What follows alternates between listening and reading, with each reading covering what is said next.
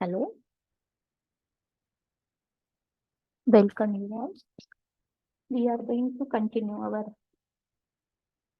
lecture related with the basics of database management system. So for the previous lecture, we have just seen what is the data information and the database. A very simple and a example of the database, you can be considered that I am going to be store the information of an 100 student. That is, it having the unique identity such as a roll number, its name, first name, middle name, and surname, and the marks related with 5 subjects. So that kind of data I want to just store at one location. So for this meaningful and related data, I can be called it as a database. Now, for the today's session, we are going to just see what do you mean by the database management system. Here, the management, this is the word, very important word, or you can say that the DBMS itself highlighting its feature with the help of this word management. So, whatever the data you have collected, you have to access it, you have to utilize it as per the requirement of an end user. You can alter, modify the data, you can access the data.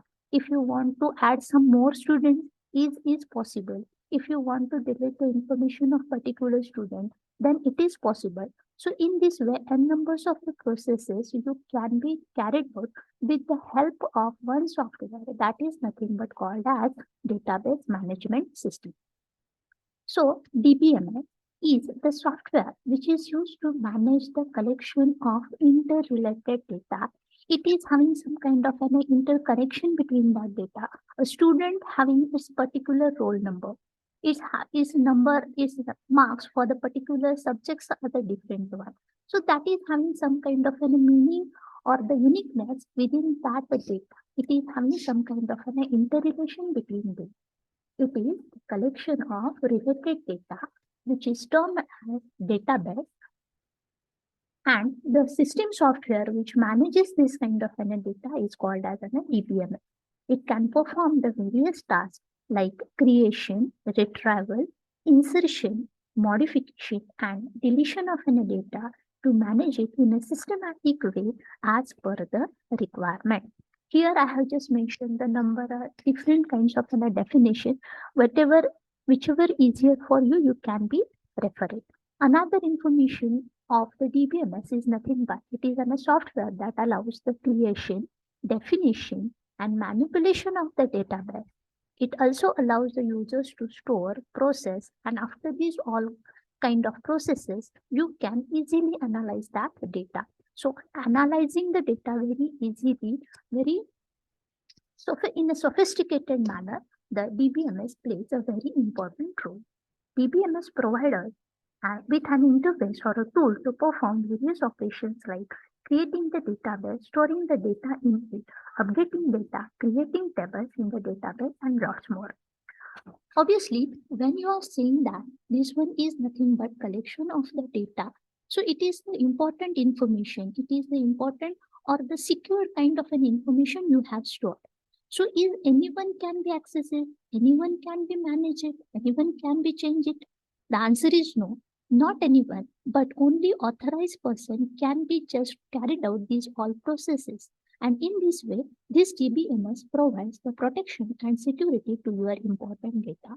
It also maintains the data consistency in case of multiple users. We will be just see this data consistency in detail for the coming slides. So, nextly, what is the purpose of a database system? Firstly, this one is the system is used to manage the data.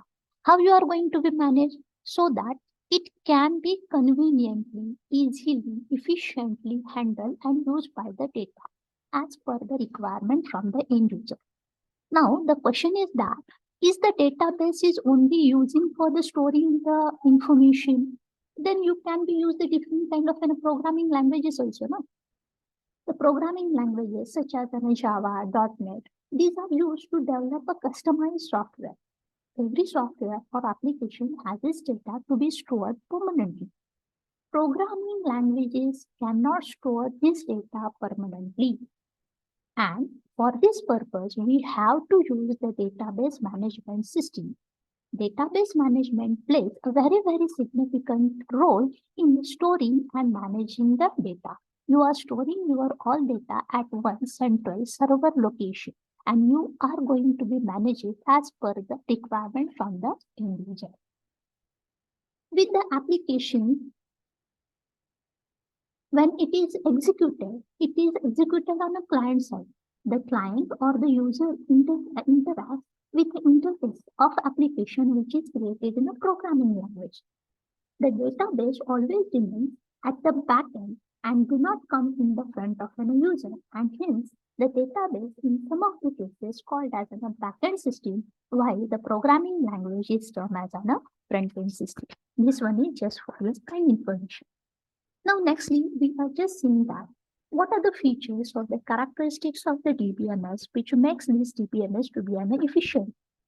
So the first and very important characteristics of the DBMS is nothing but data integrity. Integration means we are collecting together. So data integrity, this one is a feature of the DBMS. This concerned with the correctness and completeness of the data in the database. Whatever the data you are entering, you are processing into the database, it should be available as in a correct format. It is a complete data. So this integrity constraint provides a way of ensuring that changes made to the database by the authorized user do not result in a loss or the data consistency and the correctness. Means, if you are changing the data of one particular student, then the change in the another student data is going to be carried out. No, only that kind of the data is going to be changed, altered, and it is just makes a one complete kind of an information, and it will be remains as in a secure format. That is data integrity. Nextly, data security. Right now, I have used the word that is authorized user. That is, only particular number of users can access this database, because this database is nothing but collection of the important and the secured information. So no one, a common person, is going to be access it. The only authorized user can be used that kind of data.